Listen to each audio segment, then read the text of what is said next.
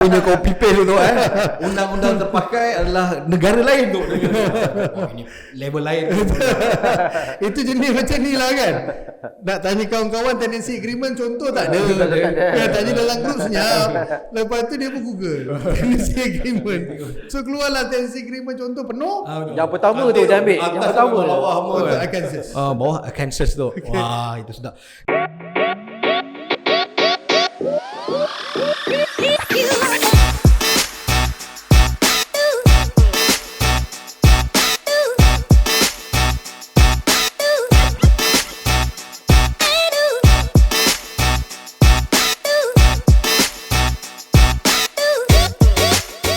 Assalamualaikum warahmatullahi wabarakatuh.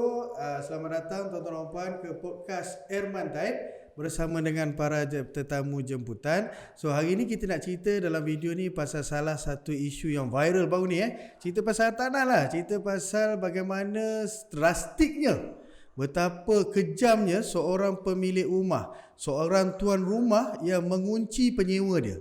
Tak apa dia fikir kita tak tahulah. Tak tahu pasal penyewa tu lama sangat tak bayar. Mungkin dia fikir tak ada orang dalam rumah, jadi dia kunci rumah tu, so membuatkan dia tak tahu ada orang dalam rumah tu, sehingga apa yang berlaku pada 14 Ogos, berita ni kita lihat lelaki dijumpai meninggal dunia dalam rumah kerana dikunci oleh owner sebab berbulan tak bayar sewa. Okay, so satu tajuk yang cukup menarik, a very interesting topic untuk kita bincangkan, dan bagaimana kita sebagai orang awam dan kebanyakan daripada kita tuan rumah yang ada buat sewa rumah sebagainya, kita boleh belajar sesuatu daripada apa yang berlaku dan juga daripada pandangan pakar kita. Okey, so bersama saya dalam video kali ini untuk tajuk ni khusus ni iaitu Tuan Zaidi Zaidun dan juga Tuan Zakwan daripada firma Asia Hisham. So welcome, selamat datang Tuan Edi dan juga Tuan Zaidi dan juga Tuan Zak. Terima kasih Tuan Aiman jemput. Okey, fantastik. So untuk kita mula bicara dulu, so seronoknya untuk kita berkenalan dululah. Silakan. Kenalkan diri tu Okey, silakan. Bismillah, saya Zaidi Zaidun dari Tetuan Asia dan Hisham. Pertamanya sebelum kita ke depan lagi, saya adalah seorang peguam, sudah hampir 12 tahun, 13 tahun praktis ataupun mengamalkan bidang guaman. Dan saya punya forte ataupun saya punya spesifik bidang adalah bidang di mahkamah ataupun litigasi.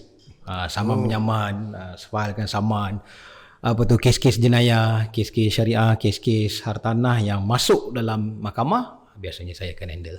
Okey. Baik, bagaimana dengan Tuan Zak pula? Okey. Saya Zakwan Adnan. Juga sama macam Cik Zaidi.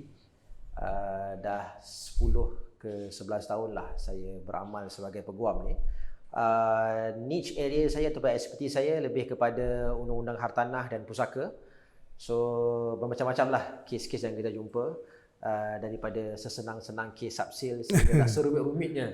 Okay. So alhamdulillah dengan pengalaman yang ada sepanjang 10 tahun ni, bolehlah kita berkongsi-kongsi sikit yang kita tahu Okay, now fantastic. So kita terus pada tajuk kita. Sebelum tu sedikit pandangan, sedikit panduan dan juga bagaimana kita orang awam nak kenal tentang bidang tugas seorang peguam. Okay, Tuan Edi dan juga Tuan Zak, kalau cerita peguam ni, apa dia punya skop segmen tugas sebenarnya? Kalau tadi saya dengar ada bunyi litigation. Litigasi tu apa dia sebenarnya kan? Syariah. Boleh tak kita fahamkan?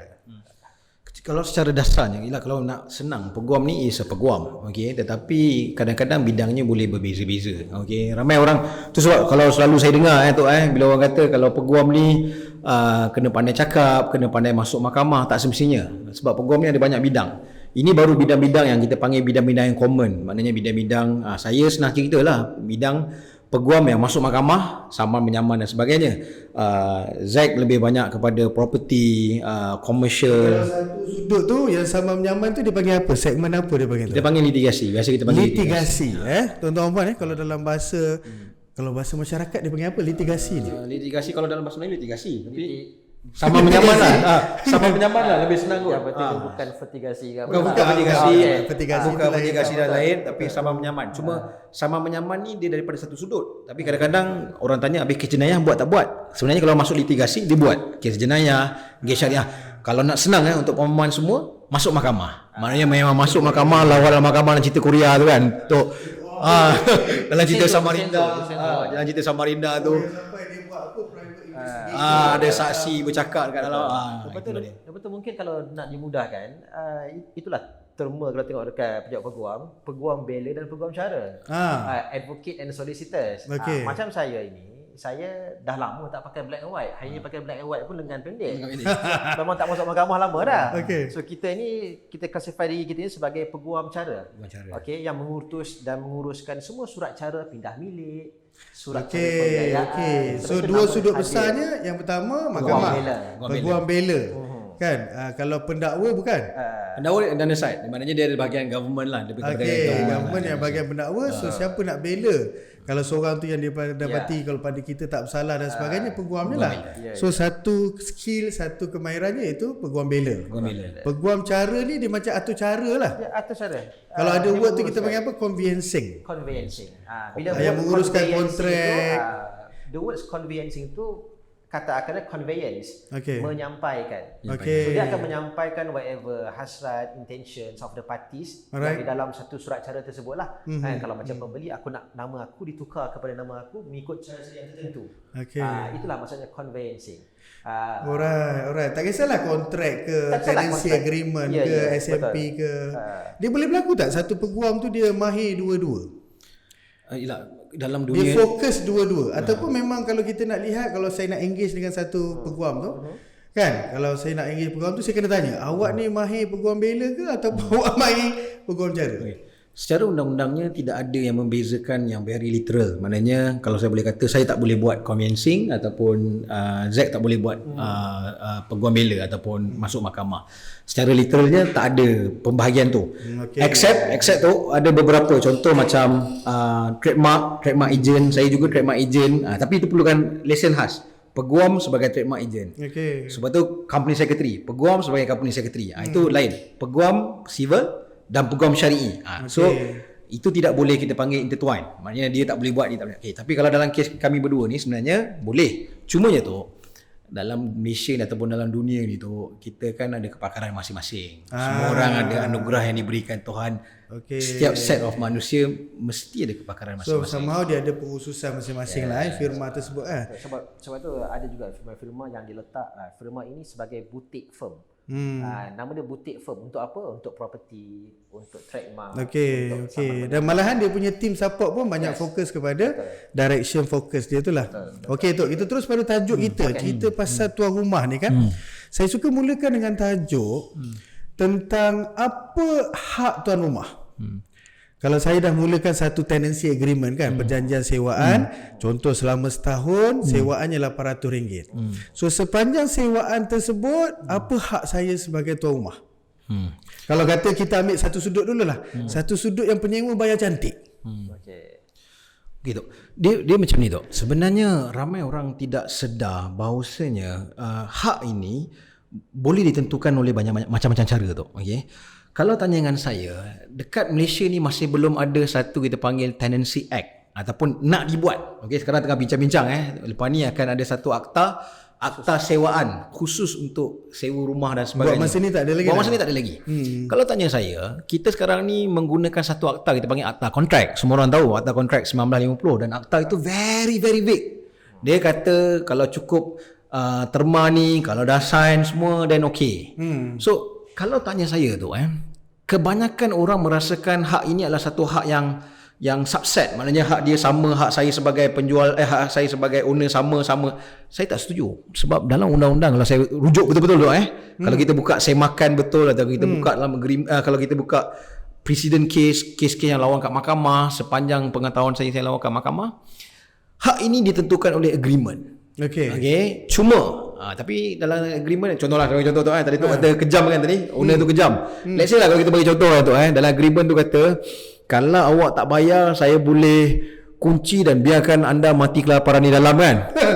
Logik akal, kalau saya kata emphasize kat agreement semata-mata, maka ianya dibenarkan. Maknanya kita mengunci orang sampai mati, maka dibenarkan. Dia boleh kalau kita katalah katalah Tuan Eddie nak sewa saya punya rumah, saya letak syarat situ sekiranya awak didapati tidak membayar sewa selama 15 hari daripada tarikh due date dia. So saya ada hak untuk kunci walaupun awak berada di dalam rumah tersebut. Itu sebab saya kata tadi tu. Saya kata secara harafiahnya agreement sewa ini di govern ataupun dikelolai oleh agreement. Tetapi tu ada agreement ni ada limit dia tu. Dia tidak boleh sampai encompass perkara-perkara yang teruk. Saya bagi contoh tu kita ambillah contoh lain, akta kerja contoh kita ada akta kerja, kita ada agreement antara majikan dengan pekerja tu kita bagi contoh tu. Kalau saya sebagai majikan tu kita betul-betul nak menguasai kita punya pekerja buat agreement, kau kena reply kita punya WhatsApp pukul 2 pagi, kalau kau tak reply kau kena buat berhenti kerja dan sebagainya. Setuju tak setuju? Kalau setuju sign. Dia sign. Adakah kita boleh buat macam tu? Undang-undang di bawah akta kerja 1950 kata tak boleh. Dia kata dalam satu tempat walaupun agreement ada kat sini tetapi undang-undang lebih tinggi. So dalam tenancy agreement sebenarnya ianya perkara yang sama tu. Kalau tanya dengan saya, walaupun tenancy agreement berkata demikian tetapi ada undang-undang lain yang lebih tinggi. Contoh tadi untuk pengetahuan tu, mengunci rumah kita panggil unlawful imprisonment. Maknanya suatu perkara yang haram untuk dipenjarakan. Yang ianya adalah maknanya impossible. mempenjarakan secara salah. Impossible. Maknanya impossible boleh letak kat mana-mana agreement. Tu kalau boleh buat letak tu kita buat agreement merompak ke dan sebagainya kan. Jom agreement merompak beramai-ramai maka ianya boleh dilegalize. Tak boleh tu. Dia menghad kebebasan lah in a way. Undang-undang dicipta memang boleh buat agreement, tapi kalau you encompass perkara-perkara yang tentang jenayah, human rights dan sebagainya. Maksudnya apa sahaja kita boleh bincang. Boleh tu. Kan? Maksudnya tenancy agreement ni pasal tak ada satu akta khusus pasal penyewaan, perjanjian sewaan. Jadi dia based on contract. So apa yang kita bincang, kita boleh bincang. Apa yang syarat yang saya letakkan dan penyewa saya boleh setuju. Saya setuju kan. Saya faham. Kalau 15 hari saya tak bayar sewa, saya kena kunci. Contoh dia setuju. Tapi walaupun secara kontraknya sah, tapi dia ada limitation yang menguatkuasakan apa syarat yang kita bersetuju tu. Betul. Nice. Baik. Okeylah, tak apalah. Sekarang kita cerita pasal, nak tanya Tuan Zack kalau kata dari segi penyewa, bayar cantik apa semua, so tuan rumah pun okeylah. Kan kalau kata sebagai tuan rumah ni pada akhirnya dia nak sewa cantik je. Kan? Rumah okey, senyap, penyewa tak ada call, masalah apa semua. Tahu setahun sewa cantik, tahun depan renew balik. Kalau ada masalah, apa step-step yang seorang pemilik boleh ambil? Pertama sekali, rujukan yang utama adalah mestilah melihat kepada tenancy agreement itu. Normal tenancy agreement, sewa itu perlu dibayar pada hari ke-7 pada ataupun sebelum lah. Jangan selepas. Itu yang pertama. Kalau dia bayar lepas daripada hari ke-7 mungkin berkali-kali, 2-3 kali dia bayar sewa tak ikut masa dan sebagainya. Macam Cik Jadi beritahu tadi, kita tidak ada tenancy act. Tapi kita ada satu akta yang kita pakai dari sudut equity, iaitu kita panggil sebagai Specific Relief Act. Dalam Malaysia ni, undang-undang dekat Malaysia ni memang akan ada set undang-undang yang tertentu untuk govern. Sebagai contoh, kalau kriminal kita ada kanun kesesaan, yang mana kalau kita baca dekat situ, kalau kita membunuh kan 302, hukumannya adalah hukuman gantung, walaupun sekarang dia sudah review dan sebagainya. Dia ada offense dia, kesalahan, dan dia ada hukuman dia. Tapi kalau dalam tenancy agreement tak ada agreement ataupun undang-undang yang govern sebegitu rupa. Kalau kamu tak bayar, kalau kamu culas bayar, ini hukuman dia. Owner boleh ambil balik kunci, owner boleh masuk dan sebagainya. Tak ada yang jelas. So rujukannya hanyalah dekat dalam tenancy agreement. Kalau beberapa kali you tak bayar, apa yang owner boleh buat adalah owner dibenarkan untuk masuk ke rumah tersebut. Sebenarnya ada di dalam tenancy agreement tersebut. Dia boleh masuk, dia boleh tanya dan dia boleh minta orang untuk keluar. Itu yang pertama. Yang keduanya adalah, sebenarnya langkah pertama kalau saya tengok penyewa saya ni ada masalah, ada apa nak bincang tu? Iyalah. Dia kena dapat court order. Dia kena dapat court order lah. First kali sebelum buat apa-apa sahaja, dia bawa dalam peruntukan section 7 Special Relief Act kata, you nak buat apa sahaja yang efek dia ada parti, satu je cara dia. Kena dapat court order.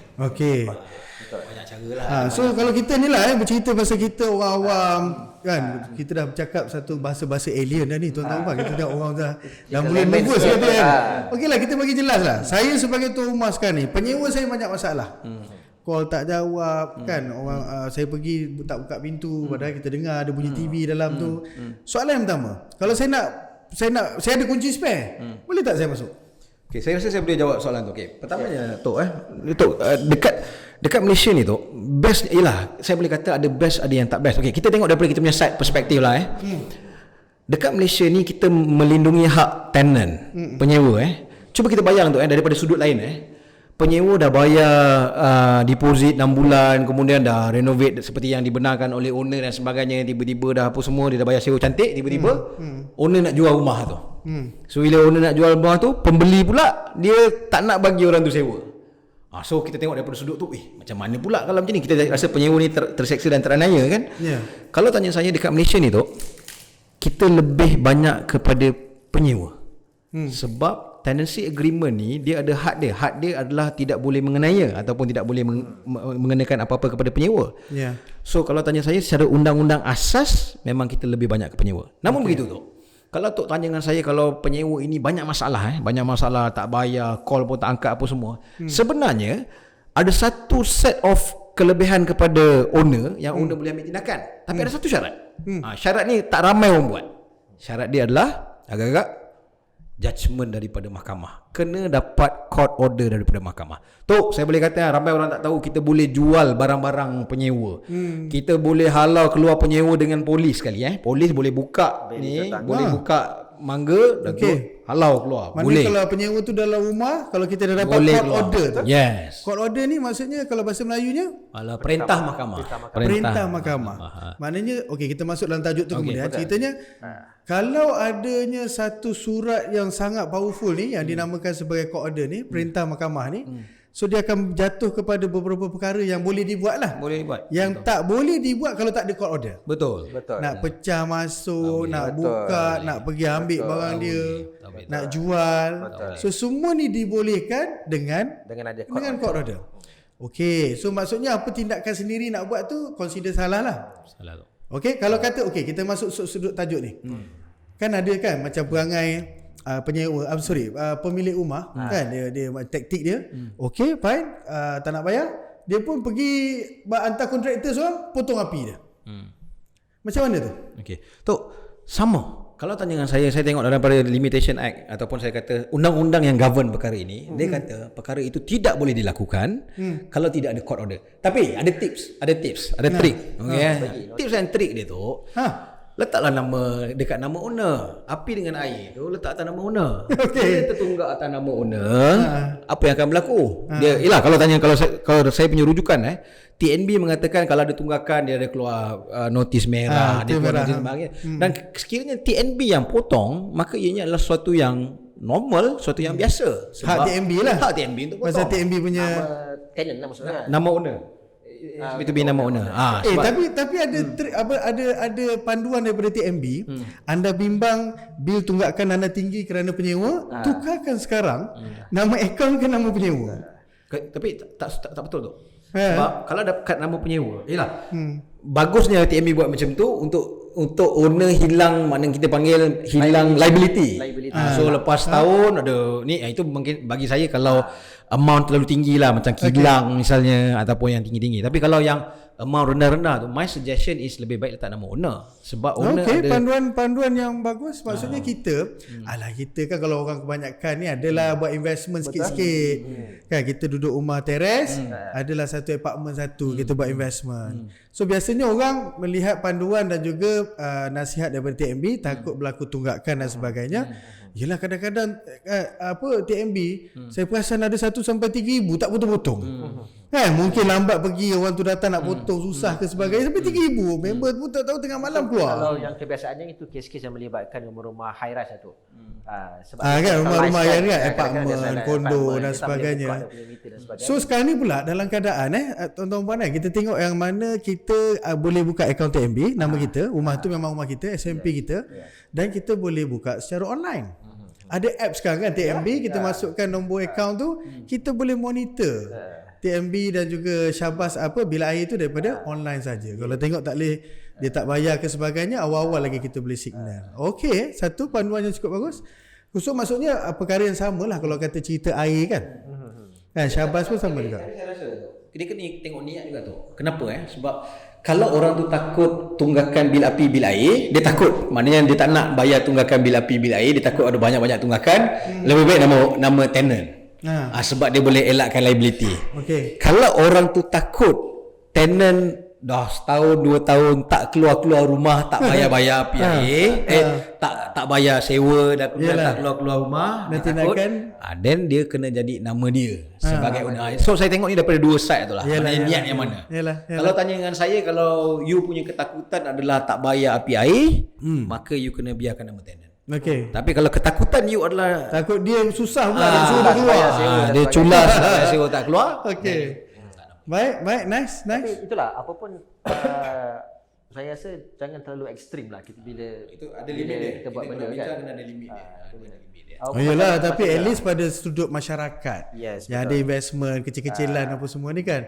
Yalah, kalau kata cash flow tak berapa nak ada sangat. Betul. Rumah tu installment 1000, sewa 1300, bayar maintenance 200, tinggal 100. Dapat pula perangai penyewa yang macam-macam kan. Dekat situ jadi something yang asalnya patut seronok buat duit, dia jadi mengana pula. Yalah, ini lebih kepada practical punya side.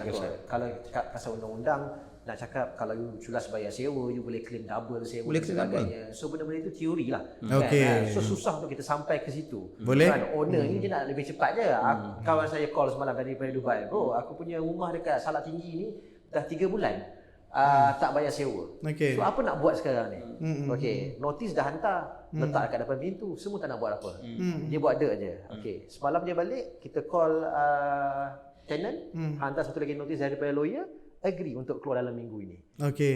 So kadang-kadang dia punya cara ni, means yang kita nak buat ni berbeza-beza. Itu belum sampai level perintah mahkamah lagi Itu cukup baru surat lawyer pun dia dah tak boleh tidur dah baca surat lawyer kan. Tapi jangan terkejut, ada juga yang kita panggil sebagai habitual punya tenant offense. Yang dia selalu buat begitu. Dia habis kat rumah ni, dia stop kejap, dia pergi rumah lain pula. Dia buat benda yang sama. Yalah, pasal dia faham undang-undang kan. Dia dah faham. Bila dia faham undang-undang kan. Jadi dia nampak alah habis-habis tinggi pun dia tunggu court order. Ya, saya pernah dengar kisah juga. The moment court order sampai, tak tahu besok keluar. Kan? Okey, yang ketiga. Ada yang jenis tuan rumah malas nak fikir banyak, kena pula ada kawan-kawan yang badan daftar bouncer ke dia upah kan, pergi ugut tu. Macam mana? Apa kesan daripada tuan rumah untuk tindakan ni? Tu, saya macam saya cakap tu, dalam apa yang kita lakukan sebenarnya ada konsekuensi.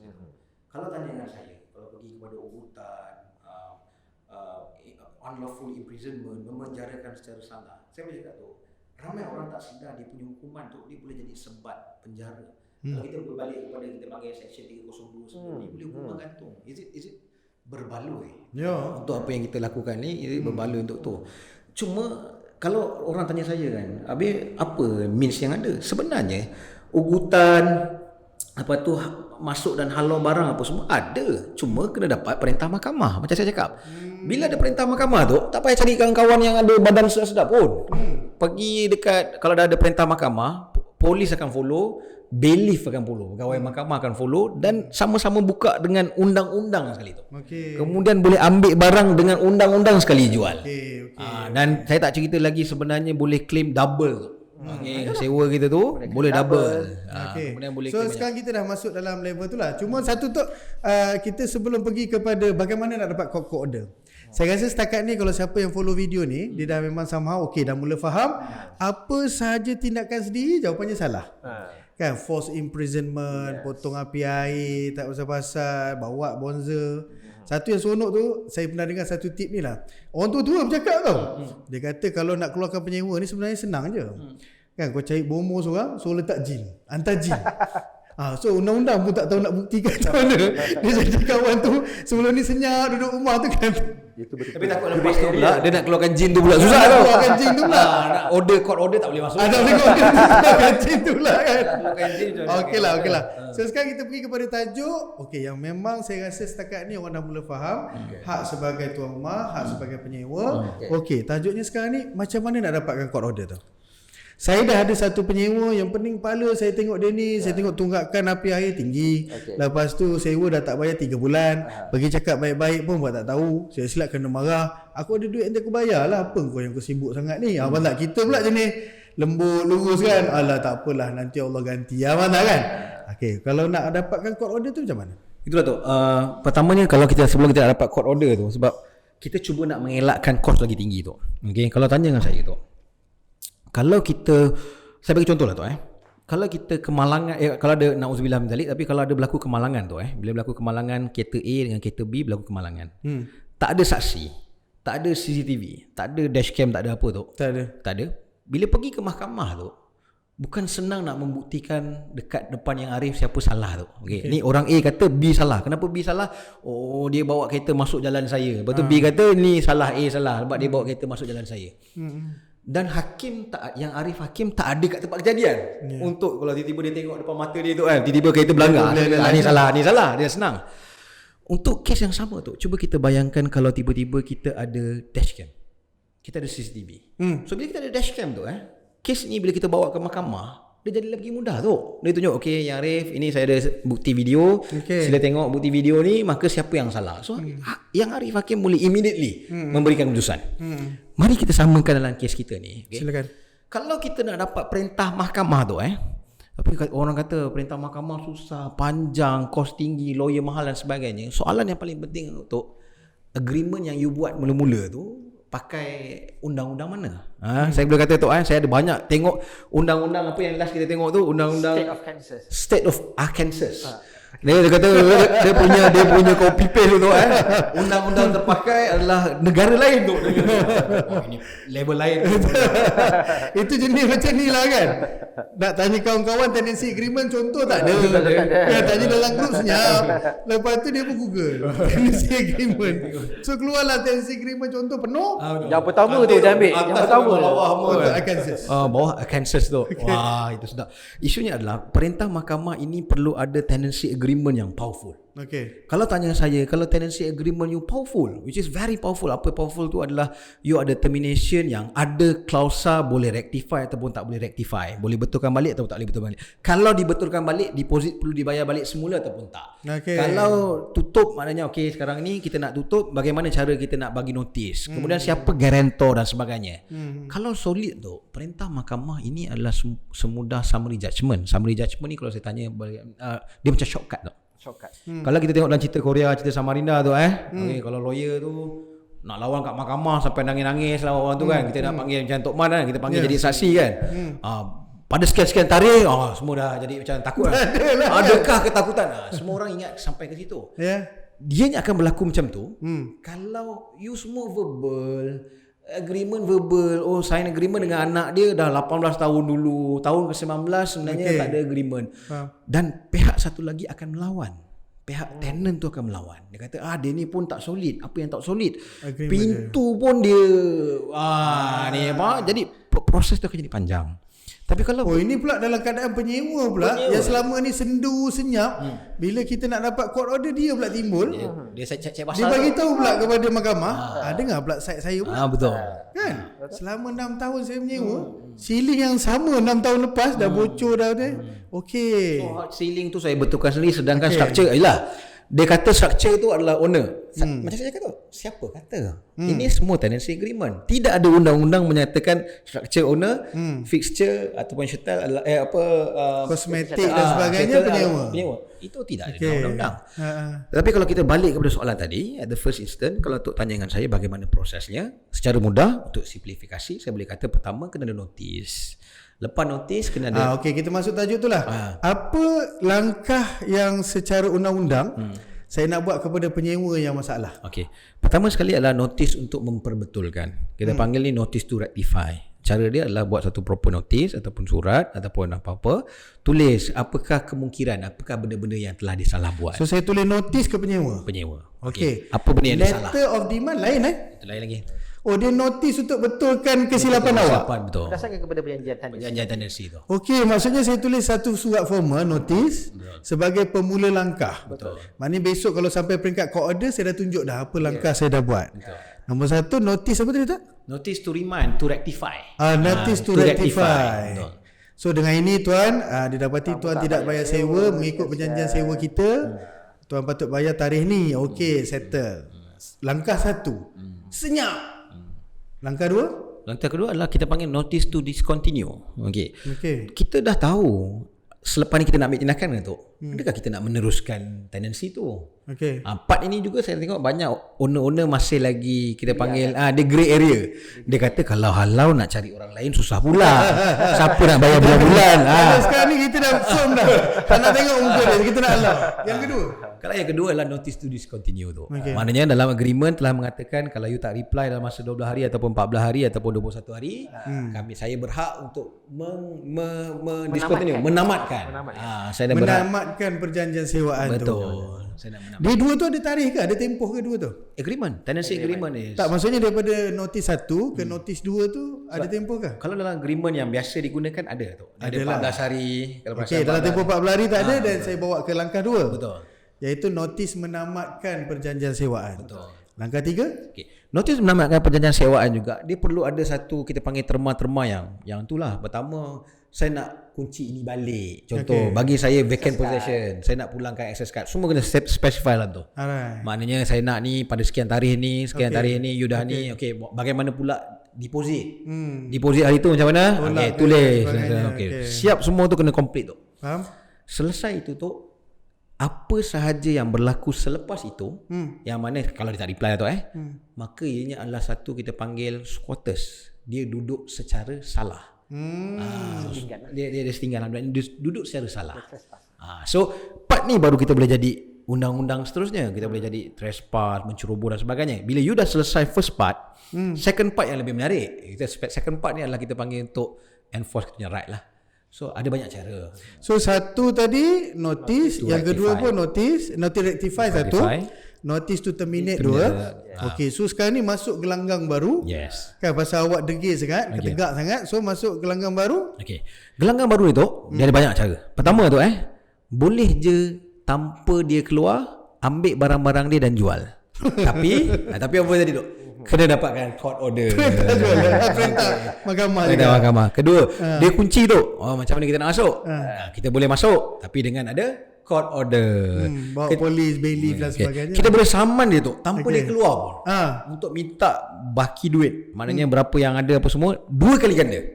Dengan apa? Dengan court order. Walaupun dia ada kat dalam tu, hari tu akan bertambah. Contoh sebulan dia tak keluar, 2 bulan dia tak keluar, 3 bulan dia tak keluar tu, hari tu akan bertambah. Dan darab 2. Dan in fact mungkin boleh menyelesaikan. Dan semuanya disahkan dengan court order tu lah. Court order mahkamah. Okey, ditutup cerita saya dah nampak dah sekarang ni, dan malahan saya rasa tuan-tuan puan semua pun dah nampak apa nak buat. So kalau nak buat sendiri boleh? Untuk except for court order tak boleh. Sebab court order melainkan bawah 5,000. Kalau bawah 5,000, dekat mahkamah, ada satu mahkamah namanya mahkamah tuntutan kecil. Mahkamah tuntutan kecil boleh buat sendiri tu. Oh, okey. Kalau saya sebagai tuan rumah, bawah 5,000 tu maksudnya jumlah tunggakan semasa. Betul. Yang saya nak tuntut dengan dia ni, selama ni dia sewa dengan saya 800. Okey. So 5 bulan dapat 4,000. Betul. So saya nak dapatkan 4,000. Tak perlu lantik peguam untuk dapatkan court order, cukup sekadar saya buat direct sebagai individu pemilik, anda bawa mahkamah tuntutan kecil. Ada tapi tu. Tapi dia tu untuk dapat 4,000 tu je lah. Kalau nak halau dia, kalau nak pecah, dia masih mahkamah lagi. Mahkamah yang still court order juga. Tapi menggunakan peguam lah. Sebab dia punya kuasa tu tinggi sikit. Dia tak boleh pakai mahkamah tuntutan kecil. Dia kalau dia tak nak lantik peguam, dia nak pergi sendiri ke mahkamah, jumpa kaunter, saya nak jumpa tuan hakim nak minta court order. Contoh je kan. Saya takut dia pula kena halau dekat setakat ni yang tuntutan kecil boleh tu.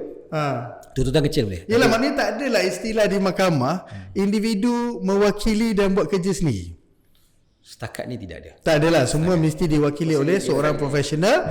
Dia namakan sebagai peguam lah. Kan? The moment activate tajuknya, kata contoh pergi ke Asia Hisham, jumpa Tuan Edi, kan, Tuan Zaidi, bantu saya, penyewa saya tak nak keluar. So terus peguam faham, dia terus activate segmen sewaan, kontrak dan sebagainya. Okey. Tapi kita tunggu atas sewaan. Atas sewaan is very interesting. Atas sewaan ini telah dibuat di negara-negara luar. Interesting. Sangat menarik. Okey. Yalah, pasal dia tak ada tenancy act kan. Dia something yang bergantung kepada syarat undang-undang yang kedua, iaitu kontrak. Apa awak setuju, saya tengoklah balik apa awak setuju. Okey, faham. Dia oleh sewa yang ada is hire purchase act. Hire purchase yang kereta. Okey. Itu kata apa sewa beli. Itu cerita lain lah. semua orang tengah Okey. menunggu ni. Baik, kita tutup perbincangan kita dengan tajuk ni dengan soalan terakhir yang sangat famous. Kalau saya sebagai tuan rumah dah pening melayan penyewa, habis notis, habis bergaya, habis kuih raya dah hantar semua, tak layan, tak bayar juga, nak lantik peguam. Untuk sampai court order tu berapa kos terlibat? Dia tengok masalah. Kalau tanya saya, kalau tenancy agreement solid, kalau kita pergi kepada summary judgment, saya tak boleh dalam podcast ni yelah, bagi kalau tahu kata- bahaya tu. Tapi kalau tanya dengan saya, it cannot be sampai it cannot be 5 angka lah. Tak boleh lah. Dia tak boleh. Dia kena less than that lah. Kalau saya lah. But I do not know. I think this one saya tak boleh. Yelah, dia bukanlah satu benda yang fix kan. Dia something yang perlu dilihat sejauh mana Complexity of the ukuran case. kompleksiti, Ada yang melawan. perlu ke sampai Fakta tengok dia pula bagaimana. kontes sebagai penyewa. So scale ni something yang Kalau solid tu, subjektif kalau lah. solid sepatutnya tidak semahal mana lah. Kalau tanya saya tu lagi mahal kos dia berada di dalam tu. Ya. Kalau Nak solid. dapat court order tu lagi mahal. Tak, dia buat penyewa. Lagi mahal membiarkan penyewa kekal di situ, tidak boleh dihalau keluar. Kena bayar api lagi, kena bayar air lagi, kena bayar sewa bulan tu lagi, monthly tu lagi. Yeah. Kalau tanya saya tu, kalau solid, tenancy agreement solid, kalau tenancy agreement solid, the notice will be very solid lah. Yalah, straightforward lah. Straightforward. Itu tidak semahal kos yang perlu ditanggung. Okey. Disebabkan tak halau lah, tak keluarkan. Landlord dia kena cepat-cepat cut loss. Kena cut loss segera. Kalau segera. Yelah, kat loss ni kalau kata mengikut undang-undang, yelah ramai je. Kalau kata 1/10 mungkin ada yang guna cara-cara yang tak betul ni. Somehow penyewa pula tak educate elok, so layan pun dia keluar. Tapi 90/10 kalau boleh nak buat kerja secara proper. Ada undang-undang apa semua kan. So kalau kata daripada sudut satu keadaan yang boleh tak, saya suka tutup ni dengan perbincangan yang boleh tak saya melantik peguam, so kos peguam yang bakal terlibat untuk keluarkan dia tu, saya nak pas kat dia. Begitu. Ini sangat menarik lah. Dia kalau tanya dengan saya, kebanyakan klien kalau saya jumpa mesti akan tanya macam tu. Boleh ke kos peguam? Okay. Saya bagi satu contoh lah. Okay, saya bagi contoh. Contoh dia adalah kalau tiba-tiba tu kita menang kes ni, kita berjaya menghalau tenant tu keluar. Tapi kita nak untung daripada situ. Saya keluarlah bil kat tu 2 juta. Legal fees 2 juta. So penyewa je. menghalau penyewa, legal fee 2 juta. Kemudian kita jom lah tu, sama-sama kita kenakan dia 2 juta. Saya ambil sikit, tu ambil sikit. Cumanya ini tidak ada dalam peruntukan undang-undang. Dalam peruntukan undang-undang, kos ini akan ditaksirkan oleh mahkamah. Okay. Mahkamah yang akan lihat sendiri kos ini ditaksirkan begitu. Surprisingly tu, kalau tanya saya dengan ekonomi sekarang, masa sekarang, kos yang ditentukan oleh mahkamah tu a bit sedikit berbanding dengan kos yang terpaksa dihadapi oleh owner tu sendiri. Okay. So So mahkamah pun decide kan, kos kerugian yang terlibat banyak ni kan. So kalau kata bila dah tentukan tu, adakah boleh, soalannya boleh tak kalau kos tu nak dipas kepada orang yang bermasalah ni? saya boleh jawab terus terang lah. Untuk berbaloi tak boleh. Mahkamah akan ascertain cost tu. Mahkamah kata yalah, kalau I can say dalam 4,000, 5,000, 3,000, 4,000 macam itulah. Dia punya numbers. Kalau saya tengok kebanyakan kes yang kita buat, kalau sewa tu dalam 1,000, 2,000, 1,500 macam tu Mahkamah punya cara dia buat assessment, saya tengok lebih kepada biasa, dia akan pergi 4 ke 5,000. Saya pernah satu kes sampai 15 ke 20,000 sampai tinggi, sebab ada lain pula kes dia. Kes dia lagi adalah sebab orang tu disaman pula sebab tunggakan. Bank dia tak bayar bank, dia disaman bank pula. Outstanding. So itu boleh lah. Tetapi cost lawyer RM1 ke RM1 one on one tak boleh tu. Tak ada So maksudnya sebagai pemilik, the moment kita nak switch on button, nak ambil tindakan menggunakan peguam untuk dapatkan court order, so cost tu kita kena ambil kira dan kita kena tanggung sendirilah. Kan? Okay, menarik. So lain-lain pandangan kita nak tutup tentang tajuk sewaan ni, panduan kepada orang umum tentang sebelum kita melihat banyak yang berlaku masalah selepas. Okey, last daripada pihak Asia Hisham, Tuan Zakwan dan juga Tuan Aidi, sedikit nasihatlah sebagai tuan rumah, apa yang kita perlu buat sebelum mulakan sewaan. Betul. Pertama sekali, memang saya tahu dan kita faham banyak tenancy agreement template ada dekat website dan sebagainya. Okey, in fact ada juga orang jual. Okey, lantik peguam yang anda betul-betul percaya dan selesa untuk draft satu perjanjian sewaan yang memihak kepada anda. Okey. Kan? Sebab kadang-kadang kita bukan bercakap tentang rumah saja, kita bercakap tentang perniagaan dan sebagainya. Kan? Tambah-tambah bila anda menyewa sebuah rumah yang berbentuk strata title dan sebagainya, banyak do and don'ts yang you punya concede dengan owner. Okey. Itu yang pertama. Jadi kan sewa. Sebab kadang-kadang saya nak bagi tahu termination of tenancy ni pun menjadi isu juga. Kan, bukan kepada penyewa maupun owner. Kadang-kadang owner pun tak tahu. Katakanlah penyewa itu sewa dalam tempoh 2 tahun tenancy. Okey, tahun yang pertama habis hujung tahun tu dia kena pindah pergi Sabah. Okey, tenant kat sini KL. Dalam perjanjian sewaan tu dia tulis apa? Tenant ni dia kena bayar the remaining 1 year of the tenancy. Okey, soal kat situ, adakah ini fair and just kepada tenant? Kan, owner pun kadang-kadang tak tahu dia letak benda itu. Dan ini benda yang boleh di-question. Owner kata saya boleh dapat, maksudnya bila bawa pergi mahkamah, benda itu tak fair and just kepada tenant. So kena lantik peguam yang pertama. Yang keduanya, whatever that you do, jangan terlalu ekstrim. Betul you ada amarah, you ada emosi, 2-3 kali tak dapatlah apalah semua, sudahlah PKP aku bagi sewa percuma. Kan? Sampai ke sekarang aku tak bayar-bayar lagi. Okay? Ikut lunas undang-undang. Okay, if you have a good tenancy agreement, dia akan senaraikan dah the step 1, 2, 3. Follow apa yang kita setujulah. Bila kata satu pihak tu tak menghormati apa yang telah kita meteraikan. Okay? Sebab itu yang paling penting dalam tenancy agreement yang last kali, it must have an exit clause. Yang betul. Okey, kalau katakanlah saya dah tak boleh nak continue sewa saya, apa yang saya perlu buat sebagai penyewa? Apa yang perlu buat sebagai landlord? Okey. Kan, pulangkan balik apa tu deposit dan sebagainya. Pun bagi rumah itu as it. Maksudnya klausa nak menamatkan apa yang kita setuju ni jelas. Sekiranya awak ingin keluar sebelum tenancy selesai, bagaimana? Okey, kalau saya nak menamatkan, bagaimana? Okey, Tuan Zaidi, ada apa nasihat? Untuk saya yang terakhir tu, macam saya tengok daripada dua segi tu. Okey, kita tengok daripada penyewa, kita tengok daripada landowner ataupun owner sendiri. Kalau tanya saya tu sekiranya kes-kes seperti kematian ni lah, the word being used tu tadi macam tu kata kejam kepada kenapa orang buat dan sebagainya. Saya rasa kes itu masih berjalan. Sama ada ianya memang disengajakan atau tak disengajakan is one thing, saya pun tak pasti. Tetapi kalau tanya dengan saya, you tidak boleh melakukan suatu perkara yang di luar limitasi undang-undang dari sudut kita panggil hak asasi manusia.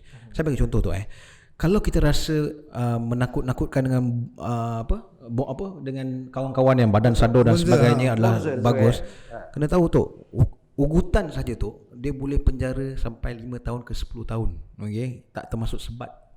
Dibuktikan bersalah. Kalau dibuktikan bersalah. Yalah, kena pula penyewa tu siap bawa keluar, awak ni apa hal? Ada apa ni? Kan awak tak bayar sewa saya. Member tu siap muka garang. Kan jelas kan? Kita siapa yang salah dalam kes tu kan? Banyak tu ugutan, pergaduhan, tort ni maknanya daripada sudut sivil kalau you datang ke rumah saya, you cederakan saya. You memalukan saya, defamation, fitnah. Itu sebenarnya anda menambah masalah. Kalau tanya dengan saya, kalau anda betul-betul buat tenancy agreement dan okey untuk penyewa masuk, anda kena bersedia untuk ambil tindakan sekiranya penyewa tidak bayar, dan ianya adalah tindakan yang mengikut lunas undang-undang. So maksudnya akhir kata kita sebagai tuan rumah ni, yang saya boleh faham lah sekarang kan, bukan sahaja prepare tenancy agreement, faham apa agreement yang kita buat tu. Betul. Maknanya at least tajuk-tajuk dia lah. Okey, yang ni maklumat sewaan, yang ni apa tanggungjawab kita. Awak kena bayar apa, saya kena bayar apa. Kan ada owner kena bayar indah water, kena bayar maintenance, cukai pintu, cukai tanah, semua dia bayar. Kalau sebaliknya dia bagi tahulah. Dan yang ketiga kena jelas iaitu exit clause. So bukan benda semua kekal. So bagaimana kalau kita nak menamatkan hubungan baik ni? Alright, so saya rasa itu saja Tuan Zakwan dan juga Tuan Edi. Terima kasih banyak. So tuan-tuan dan puan, diharapkan panduan daripada firma Asia Hisham tadi, saya jemput panel peguam kita, Tuan Zaidi dan juga Tuan Zak, untuk kita sama-sama fahamkan bagaimana hak sebagai seorang tuan rumah dalam menguruskan sewaan. Okey, terima kasih sekali lagi daripada firma Asia Hisham. Tuan-tuan dan puan ingin maklumat lanjut dan sebagainya, boleh hubungi mereka. Alright, terima kasih. Jumpa anda di podcast akan datang. Jumpa lagi. Jumpa lagi.